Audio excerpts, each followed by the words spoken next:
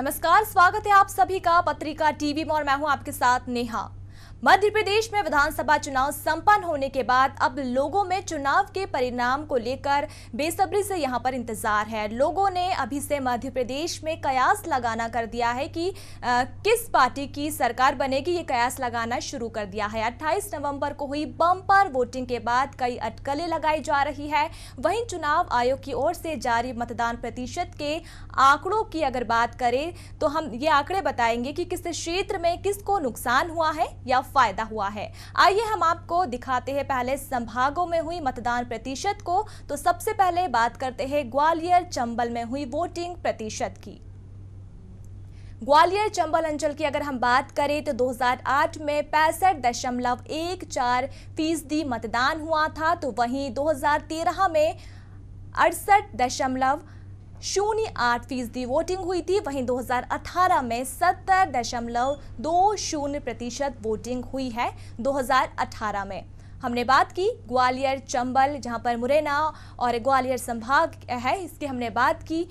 चलिए अब आपको बताते हैं बुंदेलखंड का क्या रहा है। बुंदेलखंड में 2008 में 66.84% मतदान रहा है, तो वहीं 69.94% 2013 में यहाँ रहा है। वहीं 2018 की अगर हम बात करें तो 71.06% मतदान हुआ है बुंदेलखंड अंचल में।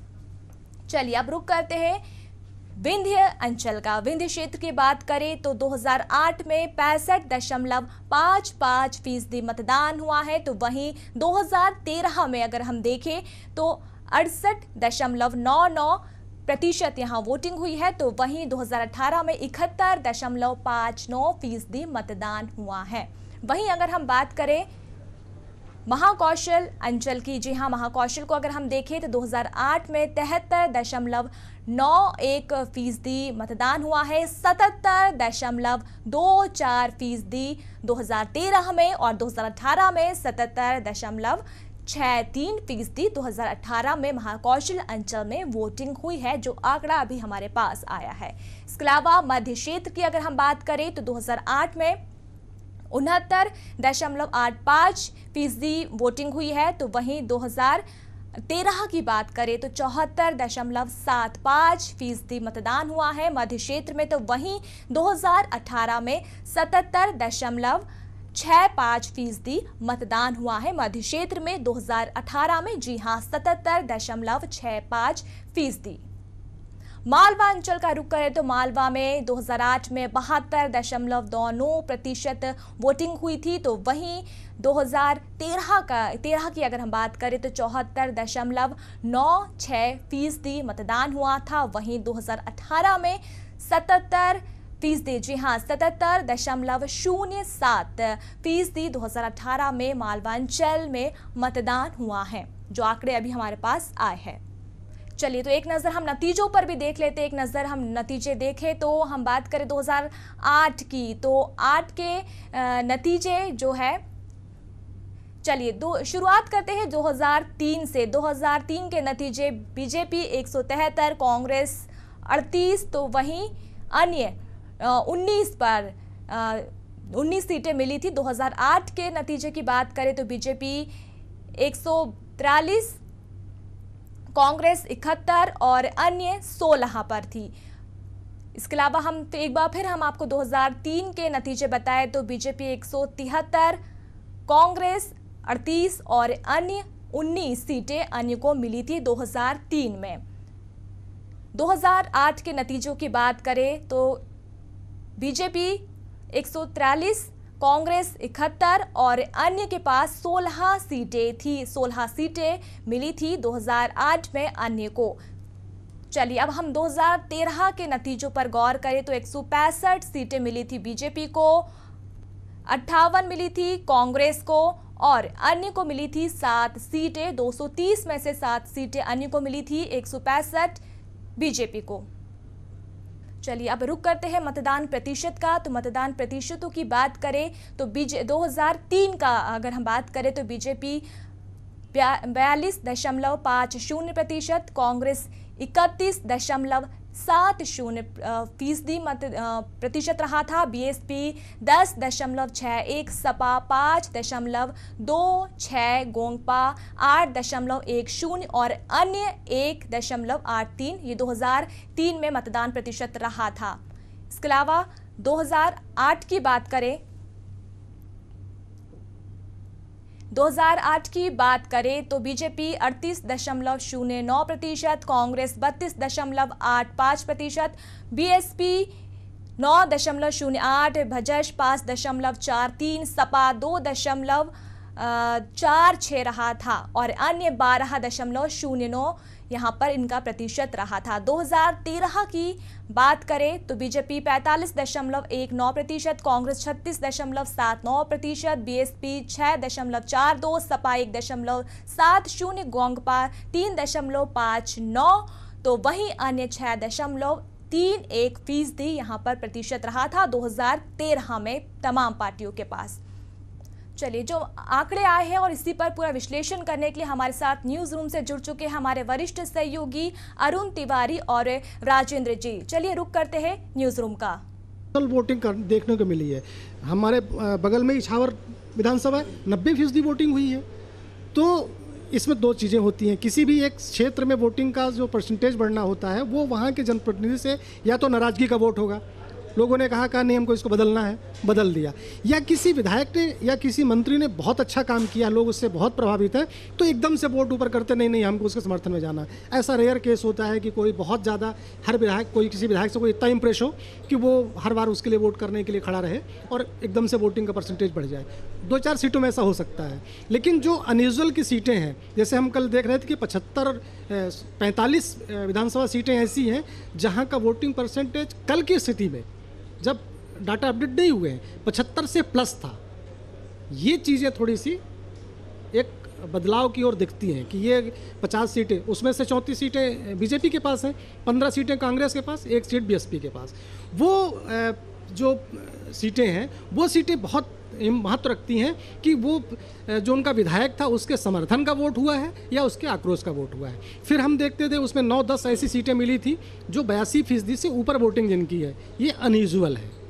जी हाँ, तो देखिए थोड़ा सा इंतज़ार करना होगा हमको, क्योंकि ये पब्लिक है, ये सब जानती है और वो जो कुछ जानती है वो भी ईवीएम जानती है। तो ईवीएम के दिल में जो राज है वो बाहर आने में थोड़ा वक्त लगेगा। और जिस तरह का वोटिंग पैटर्न इस बार देखने में आया है, जिस तरह की वोटिंग यहाँ पर हुई है, वो वाकई दोनों दलों के लिए बहुत चिंतन की बात है कि आखिर इस चिंतन का परिणाम क्या निकलेगा। दोनों लोग खुश भी हो सकते हैं, दोनों लोग संशय में भी रह सकते हैं, लेकिन क्या उसके अंदर है इसके लिए हमको थोड़ा इंतज़ार करना पड़ेगा। और 13 दिन की बात है, थोड़ा इंतज़ार कीजिए। कहते हैं कि सब्र का फल मीठा होता है, तो उम्मीद करते हैं कि 13 तारीख को जो 11 तारीख को वो जो ईवीएम जो कुछ उगलेगी, जो कुछ बताएगी, वो इस लोकतंत्र के लिए, इस मध्य प्रदेश के लिए बहुत बेहतर साबित होगा। तो आपको हम नतीजे बता दें 2008 में क्या कुछ रहे थे। 2013 के और 2018 के जो आंकड़े अभी 2018 में आए हैं वो हम आपको बता दें। 2013 में बीजेपी को 165 सीटें मिली थी और 58 सीटें मिली थी कांग्रेस को, और अन्य 19 के पास रही थी। 2003 की बात करें तो 173 और कांग्रेस 68 पर रही थी।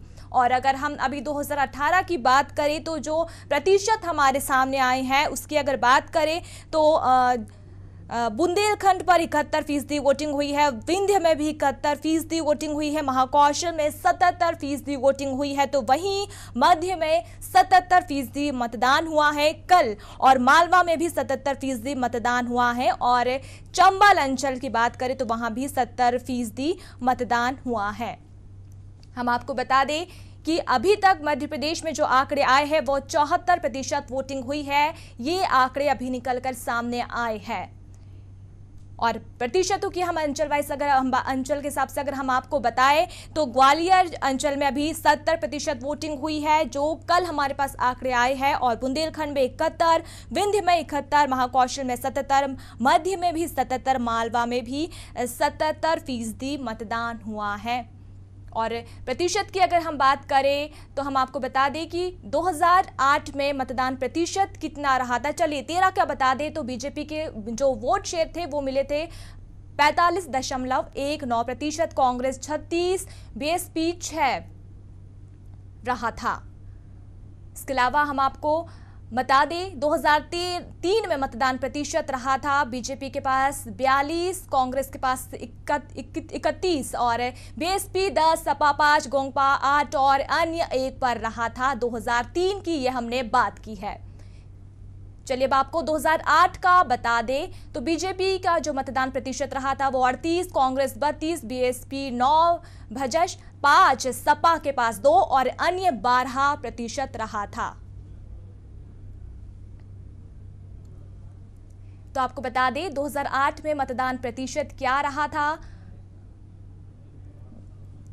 बीजेपी का रहा था 38.09% रहा था, कांग्रेस का 32.85% रहा था, बीएसपी का 9.8 रहा था और भजश का रहा था 5.43%, सपा का 2.46% और अन्य 12.9 पर रहा था। तो वहीं अगर हम 2013 में मतदान प्रतिशत की बात करें पार्टियों की तो 2013 में 45.19% मतदान प्रतिशत रहा था बीजेपी का, कांग्रेस का 36.79, बीएसपी 6.42, सपा 1.70, गोंगपा 3.59% और अन्य 6.31।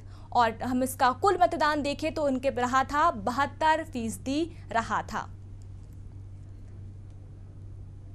तो हम आपको बता दें कि ग्वालियर चंबल अंचल में 2008 के जो नतीजे थे वो हम आपको बता दें।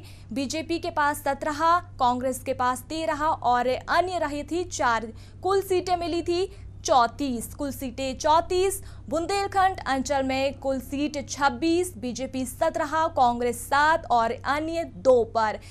बुंदेलखंड अंचल का ये हमने आपको बताया 2008 के नतीजे, कितनी सीटें मिली थी। चलिए मतदान के प्रतिशत और क्या कुछ रहा है खास, इसी को लेकर एक बार फिर हम रुक करते हैं न्यूज रूम का। हमारे साथ हमारे वरिष्ठ सहयोगी अरुण तिवारी और आलोक पंड्या जी साथ में जुड़ चुके हैं। चलिए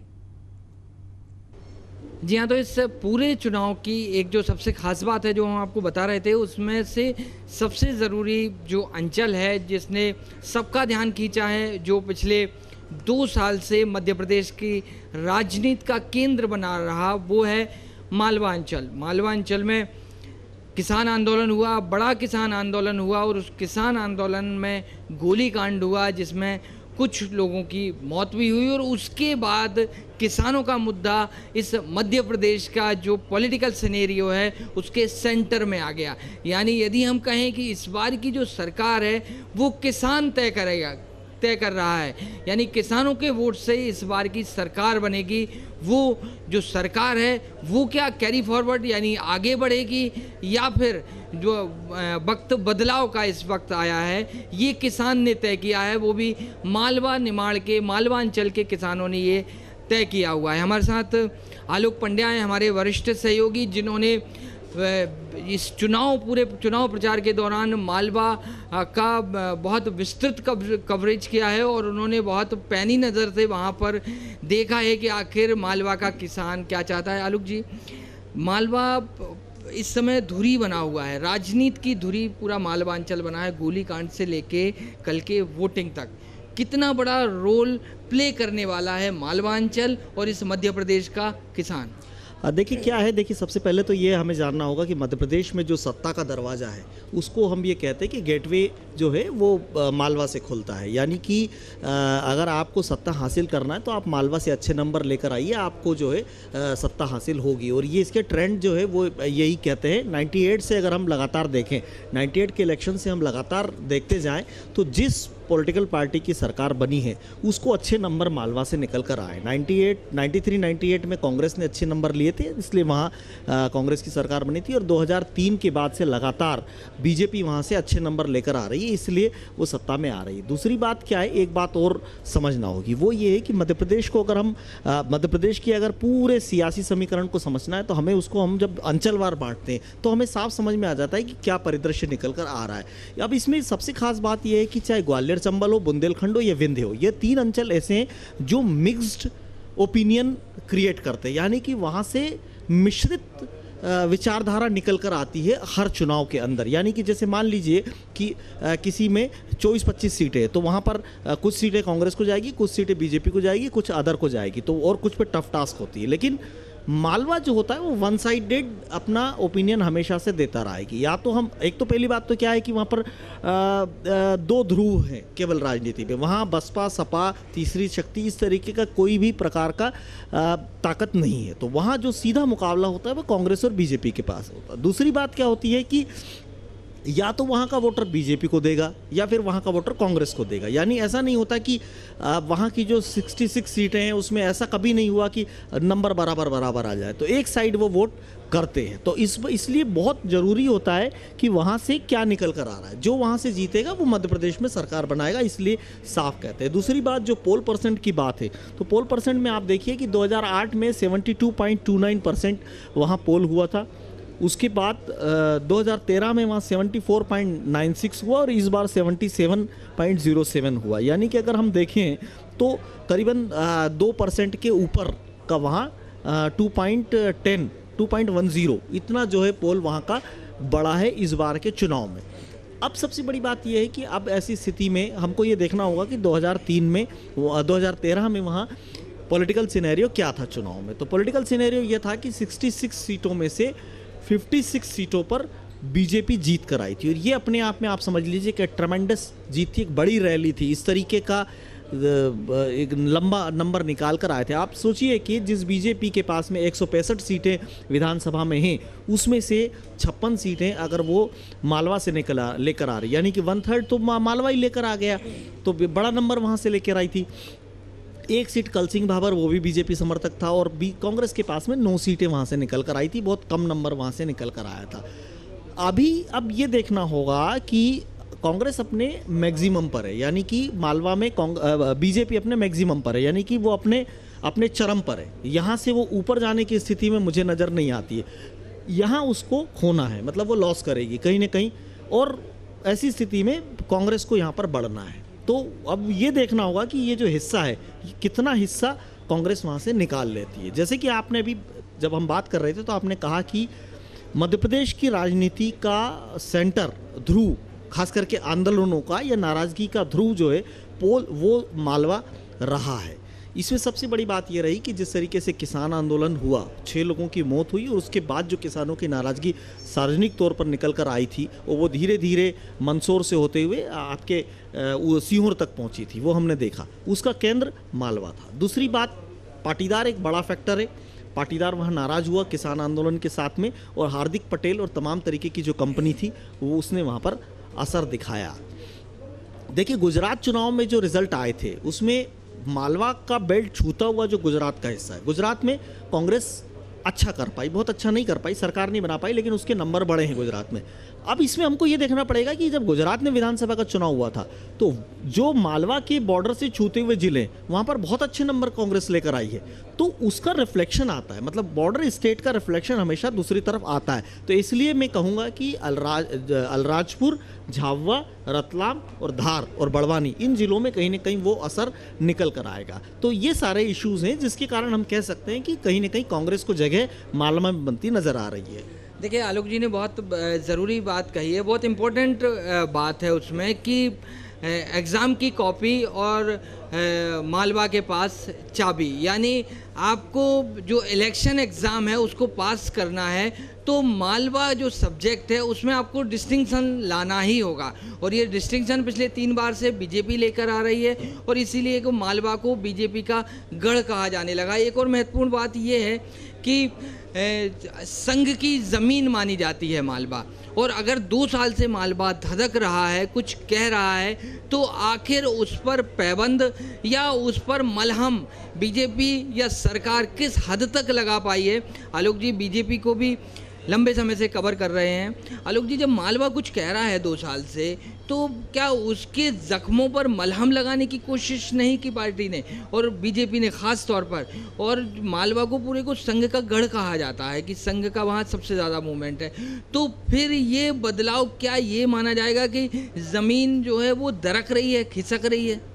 देखिए, बिल्कुल सही बात आपने कही है कि महाराष्ट्र के बाद में देश में अगर आरएसएस के पास में सबसे बड़ी ज़मीन है तो वो मालवा में मध्य प्रदेश के अंदर है, और शाजापुर और आगर मालवा ये 2 ज़िले ऐसे हैं जहाँ पर आपको घर घर में संघ का स्वयंसेवक मिलेगा। और इसीलिए हम देखते हैं कि आगर मालवा जो है वहाँ की जो सीटें हैं वो सीटें कितनी भी आंधी तूफान आए, सुसनेर और आगर ये 2 सीटें बीजेपी को के हाथ में आती ही है। आप कितना भी कच्चा कैंडिडेट बीजेपी से डालिए वहाँ से वो जीत कर आएगा। बड़नगर और उज्जैन का ये तमाम इलाका, ये भी जो इंदौर भी उसमें, हाँ इंदौर भी उसमें शामिल है, तो ये देवास उसमें शामिल है, तो ये ज़िले ऐसे हैं जहाँ पर संघ का बहुत अच्छा काम है। दूसरी बात ये है कि क्या बीजेपी को ये स्मेल नहीं थी कि इस तरीके का है, ऐसा तो नहीं कहा जा सकता। बीजेपी ने को ये सारा घटनाक्रम पता था और बीजेपी ने उसका डैमेज कंट्रोल की पूरी कोशिश भी की है और लगातार उसने काम किया है। दूसरी बात क्या है कि संघ भी इस बात को लेकर एक्टिव हुआ है, और पिछले, जैसे कि आपको पता होगा कि पिछले 6 महीने से इस तरीके की प्रक्रिया चल रही थी और पूर्णकालिकों को भेजना और उसके बाद में उनसे काम करवाना, और संघ ने आखिरी समय में भी जिस तरीके से रामलाल विस्तारकों के संपर्क में आए, उनके साथ बैठक की और उनसे कहा कि आप एक्टिव हो जाइए, तो ये कहीं ना कहीं डैमेज कंट्रोल तो की कोशिश तो बीजेपी ने की है और वो असर भी डालेगी। लेकिन सबसे बड़ी बात यह है कि वो नाराज़गी कितनी है, और लगातार अगर देखिए, एक उसका कारण 2 है। पहला कारण नाराज़गी तो है ही, लेकिन दूसरा कारण ये भी है कि मालवा से लगातार आप 3 बार से सीटें लेकर आ रहे हो, तो 3 बार से लगातार सीटें लेने के कारण जो एंटी इनकम्बेंसी वहाँ पर लोकल एमएलएस के खिलाफ क्रिएट हुई है वो अब कहीं ना कहीं रिफ्लेक्ट होगी। तो अब यही देखना होगा, सबसे बड़ी बात है कि 66 में से कितना नंबर कांग्रेस लेके आती है। जितना नंबर वो लेकर आएगी उसकी सरकार बनाने के चांसेस उतने ज़्यादा होंगे। आलोक जी, कांग्रेस के पास सिर्फ बीजेपी के खिलाफ हवा है या कांग्रेस का खुद का मूवमेंट नज़र आता है कि उसको सरकार बनानी है?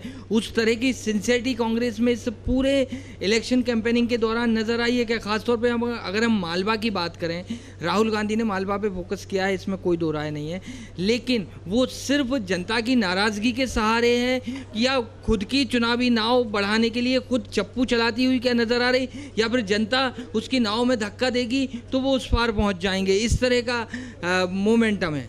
देखिए, अगर हम ओवरऑल कांग्रेस की बात करें तो पिछले 3 चुनावों में से ज़्यादा गंभीर कांग्रेस इस बार है, इस बात में आप इसको नकार नहीं सकते। और दूसरी बात ये भी है कि कांग्रेस का जो सबसे बड़ा रोग है, यानी उसकी जो सबसे बड़ी बीमारी थी वो गुटबाजी थी, और इस बार वो गुटबाजी काफ़ी हद तक पर्दे के बाहर तो ख़त्म हुई है। कमलनाथ से नीचे रही है, सतह के ऊपर, हाँ नीचे हो सकती है, लेकिन बहुत हद तक मैं ये कहूँगा कि मतलब कांग्रेस ने गुटबाजी ख़त्म करने में अद्भुत काम किया है। कमलनाथ, सिंधिया और दिग्विजय सिंह तीनों एक मंच पर नज़र आए, काम जो सुरेश पचौरी भी देख लीजिए नज़र आए, और उसके कारण कांग्रेस को लाभ मिलेगा। दूसरी बात क्या है कि टिकट वितरण अच्छा हुआ है, टिकट से भी उसको फ़ायदा मिलेगा। आपका जो सवाल, अगर हम कहें कि इस सवाल को अब हम अगर सीधे मालवा के ऊपर लेकर जाते हैं तो देखिए, कांग्रेस तो एक तरीके से मैं ये कहता हूँ कि कांग्रेस ऑर्गेनाइजेशन नहीं है, या कांग्रेस कार्डर बेस्ड ऑर्गेनाइजेशन है ही नहीं, वो तो एक मूवमेंट से बना हुआ ऑर्गेनाइजेशन, एक आंदोलन से खड़ी हुई पार्टी है। देश की आज़ादी के पहले का जो आंदोलन था उससे खड़ी हुई पार्टी है, उसके बाद में भी जब भी इंदिरा कांग्रेस बनी तब भी एक आंदोलन से खड़ी हुई पार्टी बनी। तो उसका तो काम करने का तरीका ही देखो वही है कि मूवमेंट है, कूद जाओ आंदोलन में, जो लोग आ गए, जो लोग नहीं आए। बीजेपी ऐसा नहीं है, बीजेपी एक संगठन से खड़ा, एक कार्डर बेस्ड संगठन है, तो उसमें सारा काम व्यवस्थित होता है, लोगों की ड्यूटी लगती है, वो काम करते हैं, ज़मीन पर जाके ए काम ये देखेगा, बी काम ये देखेगा, सी काम देखेगा। आप कांग्रेस को लगातार देख रहे, कांग्रेस में आखिरी वक्त तक ये पता नहीं था कि स्टार प्रचारक के दौरे कौन तय कर रहा है और हवाई जहाज का हिसाब कौन रख रहा है। तो ये तो प्रदेश लेवल पे, तो स्थानीय स्तर पर तो वो चीज़ होना पॉसिबल ही नहीं है, तो वो जरूर हुई है। लेकिन ये बात भी है कि ऐसे में हमको ये देखना होगा कि मालवा में बहुत सारे कांग्रेस के जो बड़े नेता हैं, दिग्गज नेता हैं, चाहे वो जीतू पटवारी की बात हो, चाहे बाला बच्चन की बात हो, चाहे तुलसी सिलावट की बात हो, चाहे हुकुम सिंह कराड़ा की बात हो, चाहे सुभाष सोजतिया की बात हो, चाहे नरेंद्र नाहटा की बात हो, ये तमाम लोग ऐसे नेता हैं जिन्होंने काफ़ी मेहनत की है। और अब सबसे बड़ी बात ये कि इनके कैरियर का सवाल है, यानी कि इनके लिए भविष्य, इस चुनाव में भविष्य तय हो जाएगा। आधे नेता ऐसे हैं कांग्रेस के, अगर ये चुनाव हारते हैं तो फिर उनकी दुकान बंद हो जाएगी, यानी फिर वो इन फ्यूचर में कभी भी विधायक बनने के लायक नहीं रहेंगे। इसलिए उन्होंने जी जान लगाकर मेहनत की है। तो अब सवाल ये है कि परिणाम कैसा आता है।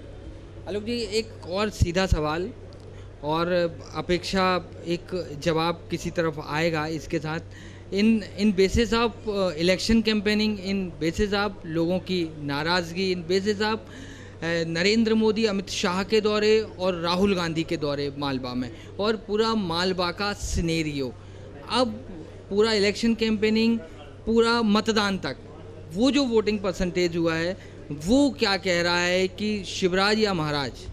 देखिए, 2-3 चीज़ें हैं। पहली बात तो ये है कि मालवा में 5 जिले, उज्जैन, शाजापुर, आगर, रतलाम, मंदसौर, नीमच, इन 6 जिलों में उज्जैन का थोड़ा हिस्सा छोड़ दीजिए तो बाकी में 80 के ऊपर वोट हुआ है। 80 के ऊपर वोट होना बहुत अच्छा इंडिकेशन मानते हैं कि अच्छा वोट हुआ है। दूसरी बात, जो निमाड़ का जो या वोट के लिए, अभी मैं उसको मैं आपको बताता हूँ। दूसरी बात, जो जिन जिलों में कम वोट हुआ, जैसे हम कहें कि धार, झाबुआ, अलीराजपुर में कम वोट क्यों हुआ है, तो उसका कारण पलायन है, यानी कि वहाँ का जो इस सीज़न में वहाँ का जो वोटर जो है वो चला जाता है, तो उसके कारण वोट नहीं हुआ। 60% या 65% हुआ, तो उसको भी मैं ये मानता हूँ कि अच्छा वोट हुआ है। दूसरी बात ये कि अब यही देखना होगा कि वहाँ से क्या निकल कर आता है। इतनी मेहनत की है, बीजेपी ने भी मेहनत की है, कांग्रेस ने भी मेहनत की है।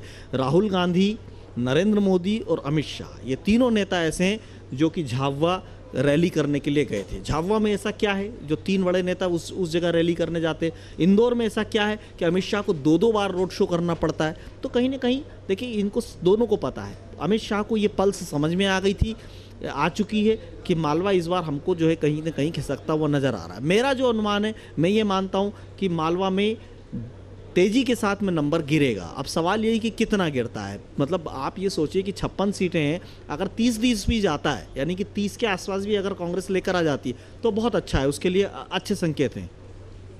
जी हाँ, तो कांग्रेस के लिए अच्छे संकेत ये हैं कि यदि वहाँ के किसानों का आक्रोश, वहाँ के किसानों की नाराज़गी यदि वोट के रूप में तब्दील हुई है तो ये कांग्रेस के लिए खुश होने वाली बात हो सकती है। लेकिन अब उस मालवा की वोटिंग में क्या छिपा है ये तो ईवीएम हमको बताएगी। लेकिन फ़िलहाल कांग्रेस की खुशी की सबसे बड़ी वजह यही मालवा बना है, जो पिछले 2 साल से जिसकी दुखती रग बीजेपी की बनी हुई थी, और जो उस रग पर हाथ रखने की कोशिश अमित शाह ने भी की, नरेंद्र मोदी ने भी की, लगातार मुख्यमंत्री शिवराज सिंह चौहान ने भी की और राहुल गांधी ने भी की। तो आखिर मालवा क्या कहता है, ये बहुत इंटरेस्टिंग फैक्टर होगा जब 11 तारीख को नतीजे आएंगे कि आखिर वल्लभ भवन के 5वें माले पर कौन बैठेगा।